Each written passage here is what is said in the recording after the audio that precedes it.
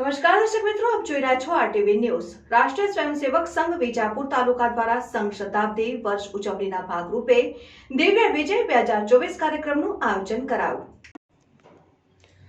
રાષ્ટ્રીય સ્વયંસેવક સંઘ વિજાપુર તાલુકા દ્વારા સંઘ શતાબ્દી વર્ષ ઉજવણીના ભાગરૂપે દિવ્ય વિજય 2024 કાર્યક્રમનું આયોજન કરાયું।